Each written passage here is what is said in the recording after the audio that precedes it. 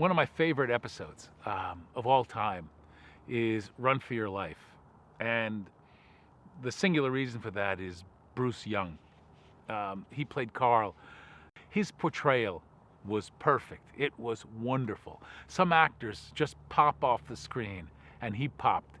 He not only devoured the moment, but he devoured the episode, and for me, devoured the series. So right now, I want to go on camera, and I want to say, Bruce Young, thank you, thank you, thank you. I think you're a great actor. Most of the time when we think about immortality, we think about the problems of immortality, the loneliness, the idea of losing loved ones over the centuries, the danger of being in conflict with other immortals, the solitude, the living a dark, shadowy life. This show showcases how great it can be to be an immortal, how a man can, in 3 lifetimes, go from being a slave to being someone with hopes and dreams of becoming a professional baseball player, to finally someone who had hopes and dreams of actually changing the world. And that's the kind of thing we haven't done very often, and I think it was a wonderful tale.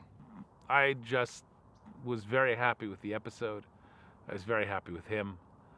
For the first time, we had 2 original songs in the show, which rarely happens on Highlander.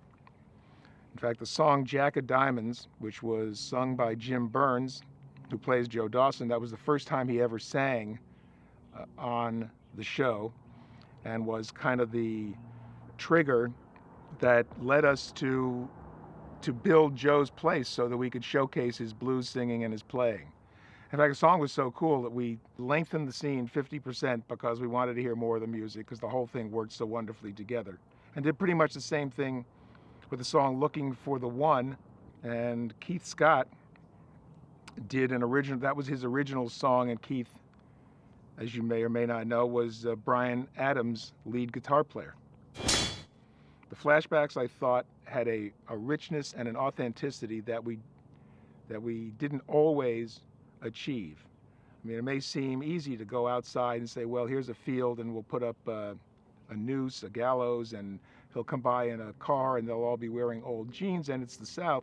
It's not like that. The amount of research that goes into exactly what kind of a costume is it, what kind of jeans are, what would the character be wearing, the car, the texture of the cinematography, and the minute attention to propping that Steve Gagan, our production designer, brought to the thing, were pretty outstanding.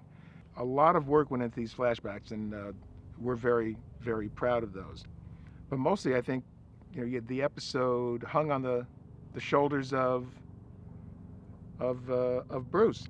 I mean, Bruce Young did such an amazing performance that he was nominated for a Gemini Award for Best Actor.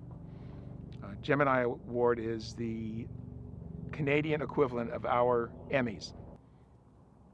Oh, and he really did break some of those bottles himself.